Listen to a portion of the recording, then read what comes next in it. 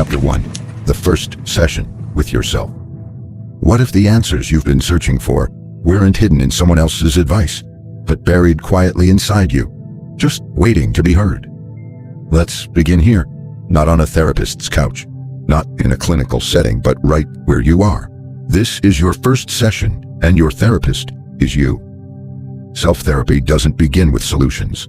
It begins with stillness, noticing the chaos, feeling the noise, realizing you've been reacting for so long that you've forgotten how to observe. In this chapter, we'll take a step back, not to solve, not to fix, but to see the problem behind the problem. We often walk around with symptoms, stress, anxiety, overthinking, sadness, but we don't ask ourselves, where is this coming from? Instead, we reach for another distraction, another to-do list, another motivational quote. But here's the truth no one tells you. Your mind isn't broken. Your emotions aren't wrong. Your thoughts aren't the enemy. They're just signals. They're messages. They're whispers from the parts of you that have gone unheard for too long. When you experience fear or doubt, your mind isn't trying to ruin you. It's trying to protect you, but it's stuck in outdated programming, like an old GPS that still thinks the road ahead is closed. Self-therapy begins by listening to what your mind is trying to say underneath the noise. Self-awareness is the beginning of healing. Pause right now and ask yourself, what am I really feeling? Where is this emotion living in my body? What does this thought want me to know? It might sound strange, but self-awareness isn't just thinking about yourself. It's becoming intimately present with the subtle patterns that govern your life. Here's the truth. You cannot change what you're unaware of, and you cannot heal what you constantly avoid. Self-awareness isn't a luxury, it's the foundation. Think of it as turning on the light in a room you've been sitting in for years, fumbling in the dark, bumping into furniture you couldn't see. Now the light is on. Now you can start cleaning. From autopilot to intention, most of us live on emotional autopilot. You feel triggered, so you react. You get anxious, so you scroll. You feel judged, so you shut down. But imagine this. What if you could insert just one breath, one conscious pause between the emotion and the reaction? That's the beginning of transformation. In that pause, you reclaim your power. In that pause, you begin to respond instead of react. Self-therapy isn't about fixing yourself. It's about rewriting your programming so you don't live from fear anymore. Your inner room. Close your eyes and picture this.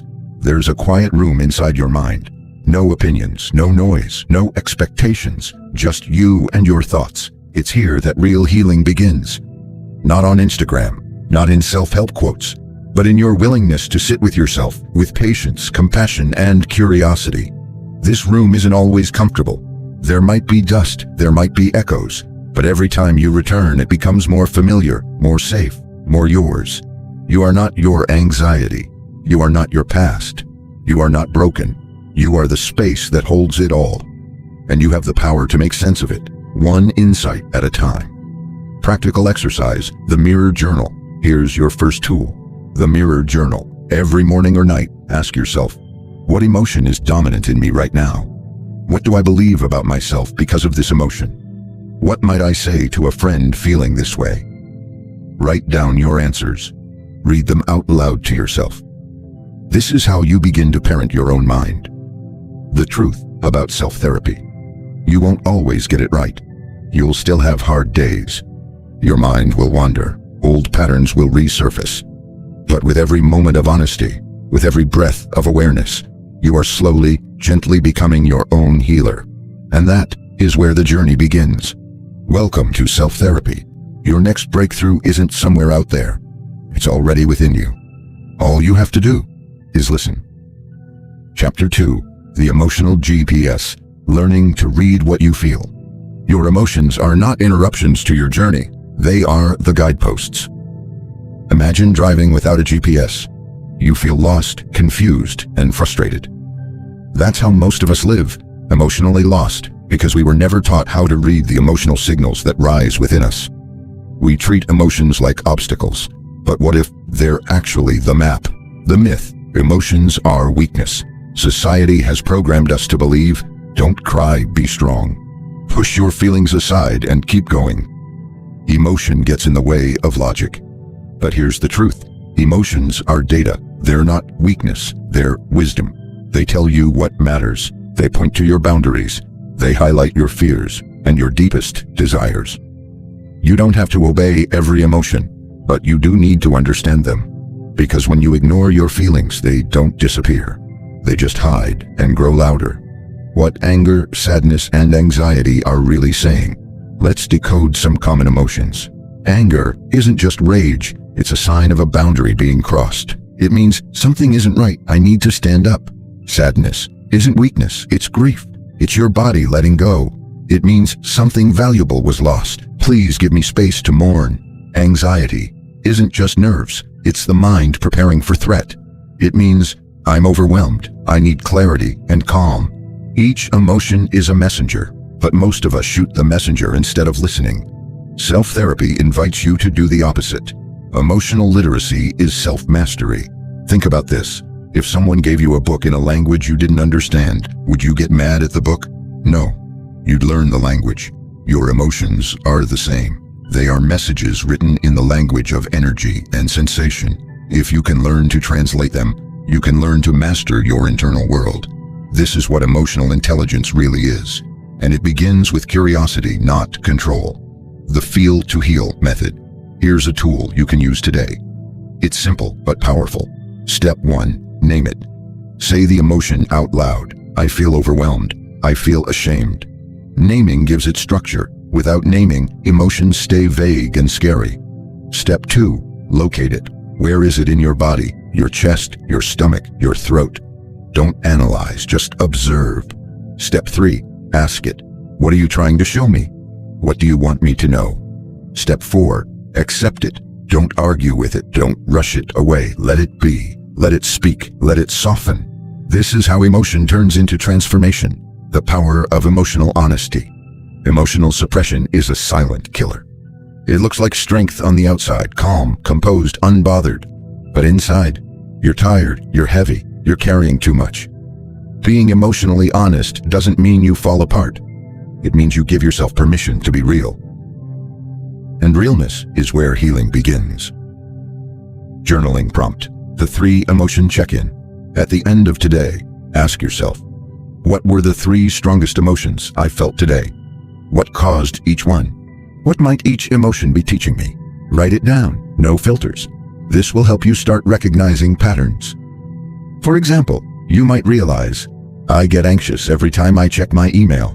I feel angry after talking to that one person. I feel peaceful when I walk alone in the morning. These are not coincidences. They are messages from your emotional GPS. Follow the map.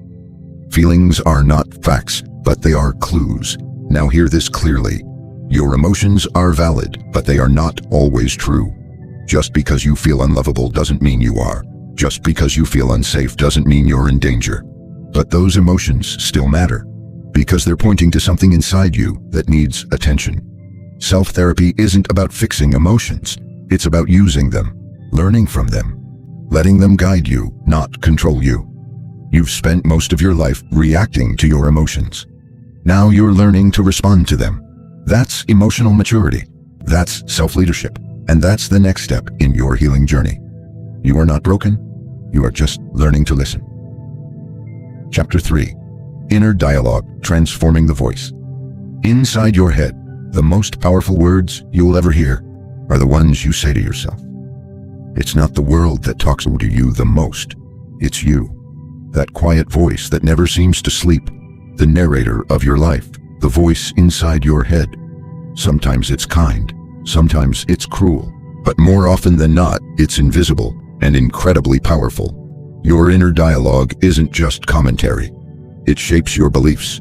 It affects your mood. It builds or breaks your self-worth. And most importantly, it can be changed. The inner critic, where it all began. Every person carries a voice that criticizes, tells them they're not enough, whispers that they're too late, too lazy, too broken. But here's what no one tells you. That voice isn't you. It's a collection of echoes, things you heard growing up.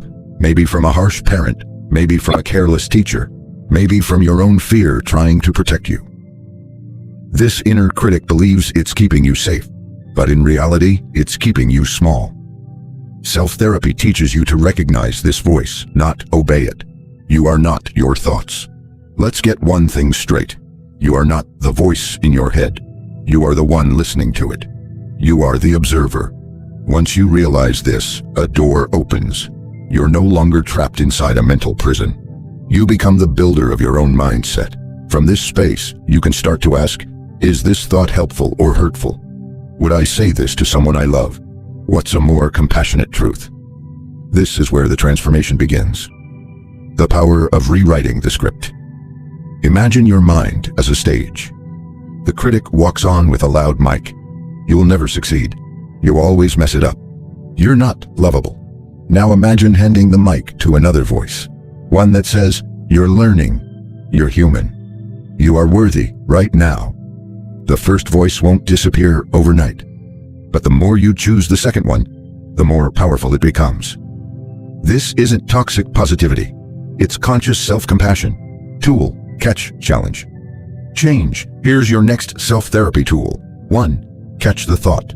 Pause. Notice when the critic shows up. Name the thought. Example, I'm such a failure. 2. Challenge the thought. Ask, is this completely true? Is there another explanation? Example, maybe I'm just overwhelmed. I've been trying my best. 3. Change the thought. Reframe it with truth and compassion. Example, I'm not a failure. I'm facing something hard and I'm still moving forward. Use this process daily. With practice, it rewires your thinking. Journaling prompt, the self-talk mirror. Every night, answer these 3 questions in your journal. What did I say to myself today that was unkind or judgmental? What triggered it? What would I say to a close friend in that moment instead? Then rephrase it and read it out loud. Over time, you'll start to speak to yourself the way you speak to someone you love, because you deserve nothing less. Your inner voice is your home. You live inside your mind more than anywhere else. So ask yourself, is it a place of peace or punishment? If a friend talked to you the way you talk to yourself, would you want to stay? This is the heart of self-therapy, turning your inner voice from an enemy into an ally.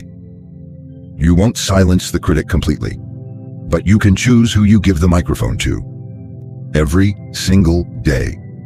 Closing reflection. The voice you use with yourself becomes your emotional climate. It determines whether you grow or shrink. And here's the best part. You don't need permission from anyone else to begin changing it. You just need one thing. The courage to listen, then speak back with love. Chapter 4. Triggers are teachers, turning pain into power. What if the things that hurt you could also heal you? We all have them. Moments that light a fire inside us. Words that sting deeper than they should. Situations that make our heart race, our voice shake, or our mind shut down. These are triggers, and while they feel like enemies, they're actually messengers. Self-therapy teaches you to stop fearing your triggers and start learning from them. Understanding the trigger loop. Let's break it down. A trigger is not the problem. It's just a spark, an emotional flashback to an old wound. Someone criticizes you, you're not just reacting to them, you're reacting to a memory of not feeling good enough. Someone leaves you unread, you're not just annoyed, you're reliving a fear of abandonment. The trigger is current, but the pain is old. The power comes in noticing this, naming it, then breaking the cycle. The truth about emotional flashbacks. Unlike trauma that stems from physical danger, many emotional triggers come from psychological wounds. Not being seen, not being heard, not being chosen, being blamed, being neglected. When something in the present reminds you of that wound, even subtly, your nervous system says, alert, danger, protect. That's why triggers feel irrational, because they're not about logic, they're about survival. But survival mode is not where healing happens. Self-therapy invites you to move into awareness instead. The 4-step trigger healing process. Let's make this practical. When you feel triggered, pause and walk through these steps. 1. Feel it. Don't distract or numb. Notice the sensation, tight chest, clenched jaw, racing thoughts. This is the alarm bell. 2. Name it. Say it clearly. I feel dismissed. I feel unsafe. I feel not enough. Naming grounds the emotion. 3. Trace it. Ask, where have I felt this before? What memory or belief is being activated? 4. Reparent it. Speak to yourself like a wise inner parent would. You are safe now. You are allowed to feel this. This moment is not your past. This is how you interrupt the trigger. Not with force, but with compassion and clarity. What triggers reveal about you? Your triggers don't just show you where you hurt. They show you where you haven't yet healed. They point to the boundaries you need, the insecurities you carry, the parts of you that need love, not judgment. So next time you're triggered, don't ask, "What's wrong with me?" Ask instead, "What part of me is asking for care?" That question alone can change your life. Journaling. Prompt the trigger tracker. Start this simple transformative practice. Every time you feel triggered, write down, "What happened? What did I feel emotionally, physically? What belief did it touch? What did I need in that moment?" Over time, you'll see patterns. You'll begin to predict your triggers and protect your peace. Not everything deserves a reaction. Here's another truth. Not every trigger needs to be acted on. Sometimes the most powerful response is a pause, a breath, a step back, a choice to respond rather than react. Your growth is measured not by how perfect you are, but by how aware you become. Closing reflection. Your triggers are not signs of failure. They are portals leading you back to parts of yourself you've abandoned. Self-therapy means choosing not to run from those parts, but to sit with them, to listen, to love, because only when you face what hurts can you truly become whole. And remember, you are not too much. You are just finally feeling what was always there. That is not weakness. That is healing. Chapter 5. Boundaries, the silent language of self-respect. You don't set boundaries to control others. You set them to honor yourself. There comes a moment in every healing journey when you realize it's not just about what you let in, it's also about what you no longer allow.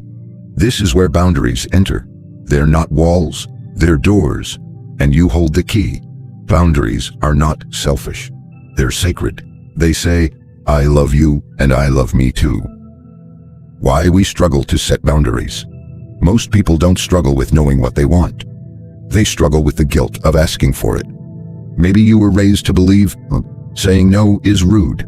Your worth is tied to how much you do for others. Making others uncomfortable is worse than betraying yourself. But here's the truth. Every time you say yes when you mean no, you abandon yourself. And every time you do that, you quietly teach others to do the same. Self-therapy helps you break that cycle. What a boundary sounds like. Boundaries don't need to be dramatic. They don't need to come with anger or explanation. Sometimes they sound like, "I'm not available for that. I'd rather not discuss that. This doesn't work for me. I'm taking time for myself." Clear, kind, firm. A boundary is not a request. It's a statement of truth. And people who benefit from your lack of boundaries, they'll be the loudest when you finally set them. But don't let that noise distract you. Let it confirm you're growing. Boundaries are not meant to fix other people. Repeat this with me. It is not your job to manage how others feel about your truth. Setting a boundary isn't about controlling someone else. It's about protecting your own energy, time, and peace. If someone gets angry when you say no, it's often because they were benefiting from your silence. And if that relationship only survives by you constantly betraying yourself, it's not a relationship, it's a transaction. Self-boundaries matter too. We often focus on boundaries with others. But what about the ones you set with yourself? The promise to rest instead of burn out. The discipline to stop doom scrolling. The commitment to speak to yourself with respect. These internal boundaries are the foundation. If you don't honor your own limits, why would anyone else? Tool, the boundary blueprint. Here's a self-therapy tool to make boundary setting easier. 1. Identify the leak.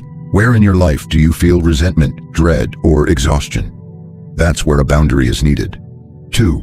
Get specific. What behavior is crossing the line? What do you need instead? Example, I feel drained when I get last-minute work tasks after 6 p.m. I need my evenings respected. 3. Communicate clearly. Use I statements. Be direct, not defensive. Example, I'm unavailable for work messages after 6 p.m. I'll respond the next morning. 4. Hold the line. People may test it. Stand firm with calm consistency. Boundaries are not one-time declarations. They're habits of self-honor. Journaling prompt. My boundary inventory. Write down. Where do I feel drained or taken advantage of? Where have I been betraying my own needs? What is one boundary I can set this week to protect my peace? Then write the exact sentence you'd use to express it out loud or in writing. Boundaries are not about pushing others away. They're about bringing yourself closer to who you truly are. They are acts of self-love, self-trust, self-ownership. Every time you set one, you say, I am no longer available for a life that costs me my peace. And that, my friend, is not just therapy. It's transformation. Here is Chapter 6 of The Art of Self-Therapy by Nick Trenton, diving deeper into the transformative journey of self-awareness and emotional healing. Chapter 6. The Power of Self-Awareness. Awakening to your true self. Awareness is the first step toward transformation. You've been living in your mind all your life, but have you really seen yourself? We go through life on autopilot, reacting, adapting, surviving, but real healing happens when you wake up to what's been going on underneath the surface. Self-therapy is the practice of awakening. It's about noticing the parts of you that have been hiding, silent, or ignored.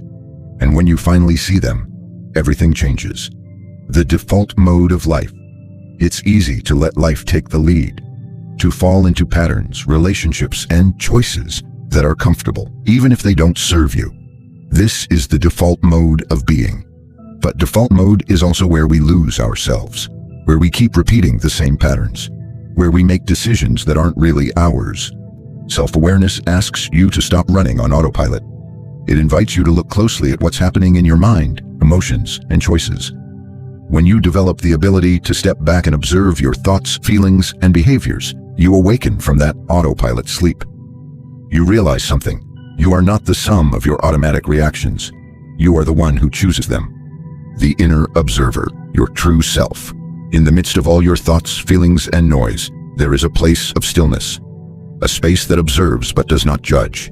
This is your inner observer. And when you connect with it, you unlock the ability to pause before reacting. Self-therapy teaches you to strengthen this inner observer, to recognize that you are the conscious witness of your emotions, thoughts, and reactions. The goal is not to control your thoughts or suppress your feelings. The goal is to observe them without attachment. When you see your emotions and thoughts as temporary experiences, you realize they don't have to define you. The 3 levels of awareness. To build true self-awareness, you must learn to deepen your attention on 3 levels. Thought awareness. What are you thinking in this moment? What are your immediate reactions? What beliefs are driving those thoughts? Is there an underlying story you've been telling yourself for years? Emotional awareness. What are you feeling beneath those thoughts? Is there an emotional undercurrent that you haven't fully acknowledged? What are the patterns in your emotional responses? Behavioral awareness. What are you doing in response to your thoughts and emotions? Are you acting in alignment with your true desires and values? Or are you reacting from old conditioned patterns? The more you practice observing yourself on these 3 levels, the clearer you become about who you really are and who you want to be. The mirror of your actions. Your actions reveal your inner state. What you choose to do, how you react to others, how you treat yourself, all of it is a mirror of your inner world. This is not about judgment. It's about seeing yourself clearly so you can make the conscious choice to change. Tool. The daily self-awareness. Check-in. Start each day with a simple but powerful habit. 1. Take 3 deep breaths. 2. Ask yourself, what do I need to be aware of today? How am I feeling emotionally right now? What patterns do I want to change? What do I want to create today? 3. Set an intention. I will pause before reacting. I will practice being aware of my thoughts, emotions, and actions today. By setting the intention at the start of the day, you train your mind to stay awake, present, and intentional throughout the day. The power of reflection. At the end of each day, take a few moments to reflect. Ask yourself, what did I learn about myself today? What thoughts, emotions, or behaviors showed up that I want to understand better? What can I do tomorrow to continue growing? Self-awareness isn't about perfection. It's about progress. And the more you practice it, the more you begin to trust your own clarity and intuition. Journaling. Prompt: My inner world. Write about your inner experience. What thoughts, feelings, and behaviors did you notice today? What did you learn about yourself? Where do you still feel stuck? And how can you start to make a shift? Use this as a tool to deepen your connection with yourself, because the more you understand your inner world, the more power you have to change it. You are not your thoughts. You are not your emotions. You are not your behaviors. You are the one who observes them all. And once you realize this, you no longer have to be controlled by them. Self-awareness is the first step in the process of transformation. It's not enough to simply change your behaviors. You must change how you see yourself and how you relate to everything inside of you.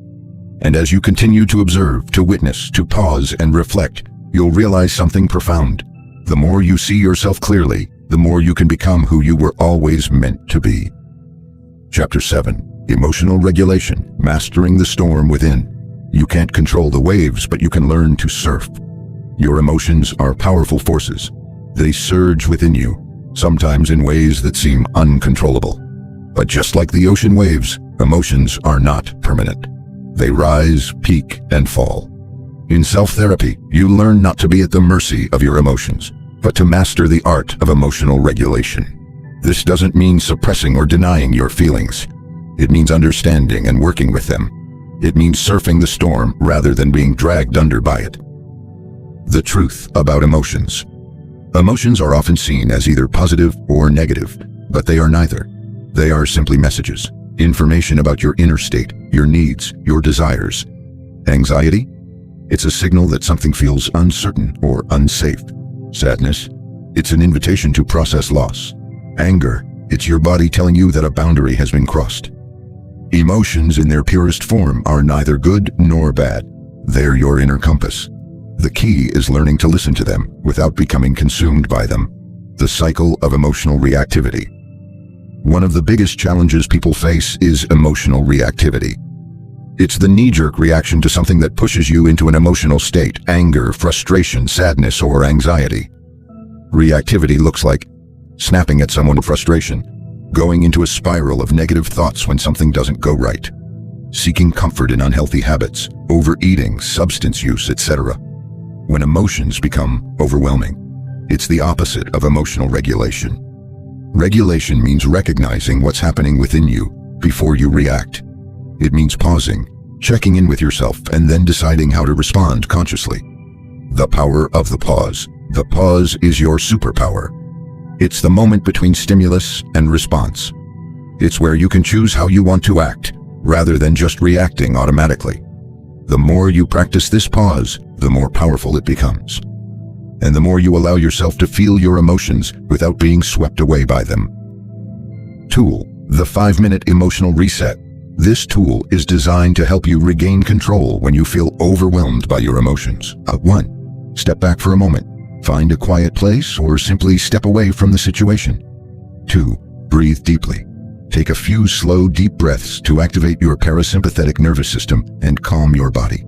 3. Name your emotion. What exactly are you feeling? Name it. Is it anger, fear, frustration, sadness, or something else? Labeling your emotion helps you gain perspective and reduces its power. 4. Ask yourself, what do I need right now?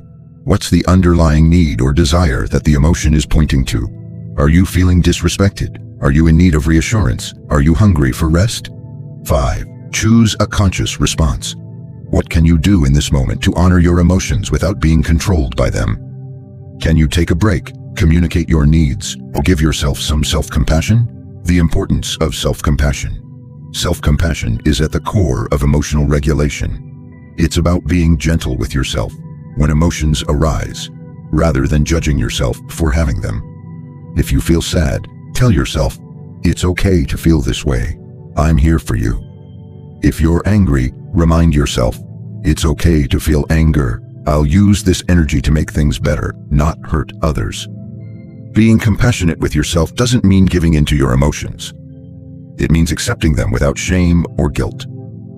How emotional regulation transforms your life. When you master emotional regulation, everything changes. You no longer live in reaction to every situation or person. You become more grounded, calm, and resilient. You'll notice better decision-making because you're not clouded by impulsive reactions. Stronger relationships because you communicate from a place of clarity and respect. Greater peace of mind because you're not constantly battling your own emotions. Emotional regulation doesn't just benefit you, it benefits everyone around you. Journaling prompt. My emotional mastery plan. Reflect on your emotional patterns. What emotions tend to overwhelm me the most? How do I usually react when I feel angry, sad, or anxious? What do I need to change in how I respond to my emotions? Then write down a specific plan for the next time you feel overwhelmed. What will your 5-minute emotional reset look like? How can you begin to practice emotional regulation today? Emotions are not the enemy. They are signals to be understood, not ignored. By learning to regulate them, you empower yourself to live a life that is balanced, intentional, and calm. The storm will still come, but with emotional regulation, you'll be the one steering the ship, not the waves. When you learn to surf your emotions, you master not only your internal world, but also your external reality. Chapter 8. Challenging your beliefs. Rewriting your inner story. The stories we tell ourselves shape the reality we live in. How many times have you said to yourself, "I can't do that," or "I'm not good enough"? These thoughts may feel like truths, but they are just beliefs, stories you've been telling yourself for years. The stories you believe shape the way you live, the actions you take, and how you view the world.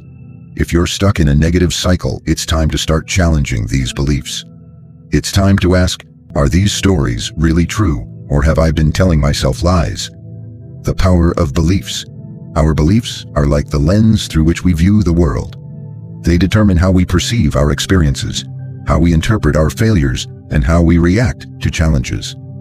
These beliefs often form early in life, shaped by our experiences, upbringing, and the messages we receive from others. But as we grow, we continue to reinforce them, even if they no longer serve us. The good news is you can change your beliefs. You are not stuck with the stories you've been telling yourself. In fact, the process of self-therapy involves rewriting these beliefs, replacing the negative ones with empowering ones that support your growth and well-being. Uncovering your limiting beliefs. Limiting beliefs are the stories that keep you small. They hold you back from living the life you truly desire. Common limiting beliefs include, I'm not smart enough. I'm too old to change. I'll never be successful. I don't deserve love. These beliefs create walls around your potential. But the first step in challenging them is to become aware of them. Without awareness, you cannot change what you don't see. Take a moment now to reflect on some of the beliefs you hold about yourself. What do you truly believe about your abilities, your worth, and your potential? Are there any stories that have been holding you back for years? The story you tell yourself.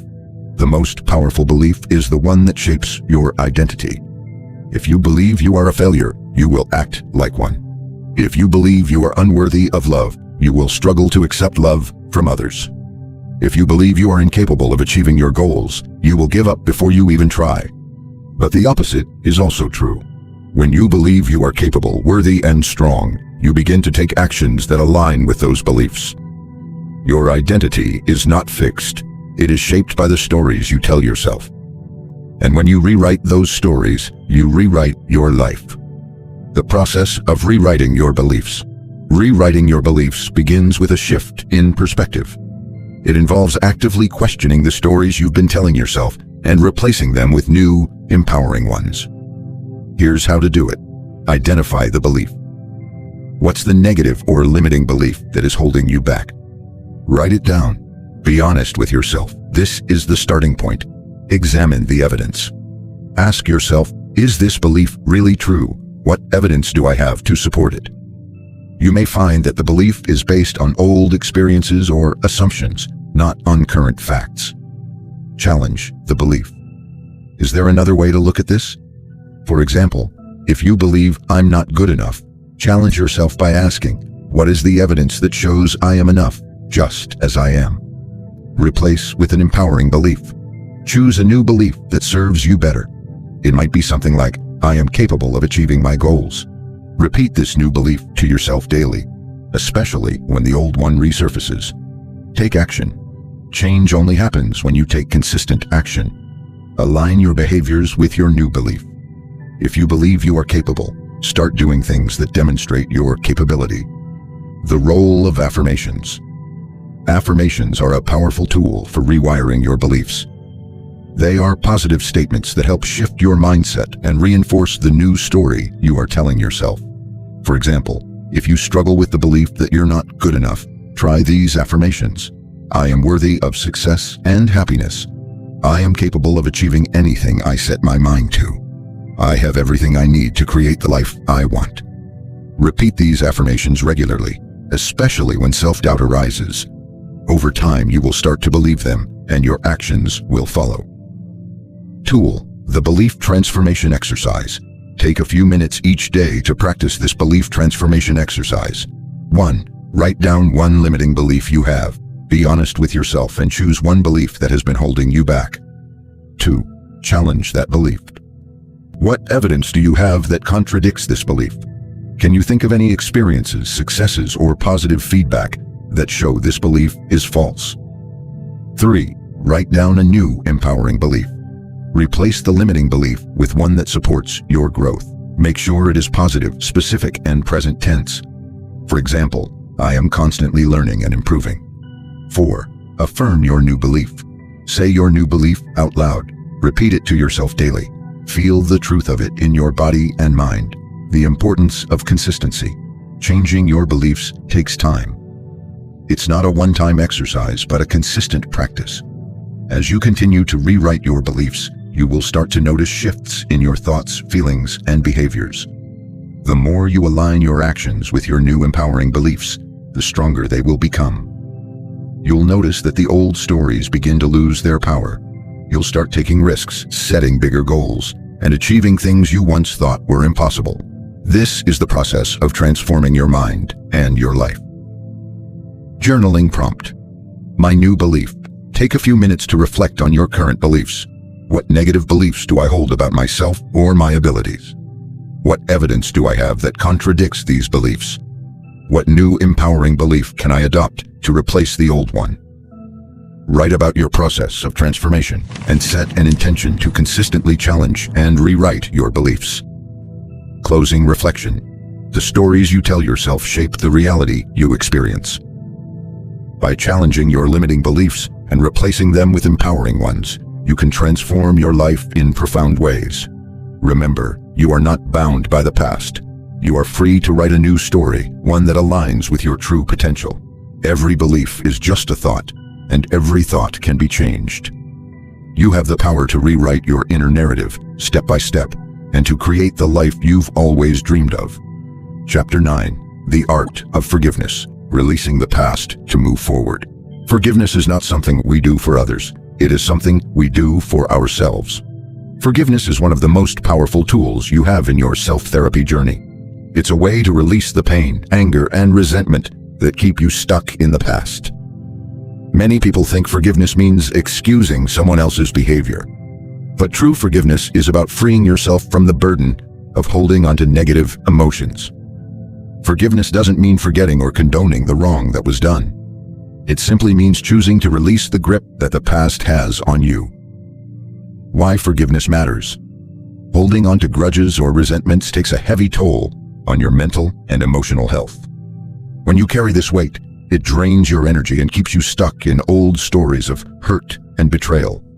The more you hold on to past hurts, the more you keep yourself tied to them. It's like carrying a heavy backpack full of rocks. Every step you take becomes harder. You may feel that forgiveness means you're letting someone off the hook, but the truth is, forgiveness sets you free. When you forgive, you stop allowing the past to dictate your present. You free yourself from the chains of anger, guilt, and pain that prevent you from moving forward. The myth of forgiving others. It's common to think that forgiveness is for the benefit of others. We may hold on to resentment, thinking it will somehow punish the person who hurt us. But in reality, holding on to anger only hurts you. The person who wronged you may have moved on, while you remain trapped in your negative emotions. Forgiveness is not for the person who hurt you, it's for you. It's about reclaiming your peace, your freedom, and your emotional well-being. The benefits of forgiveness. Forgiveness doesn't just heal the past, it creates space for healing in the present. When you forgive, you experience several benefits. Emotional freedom. You release the emotional burden of holding on to grudges, which brings relief and peace of mind. Improved relationships.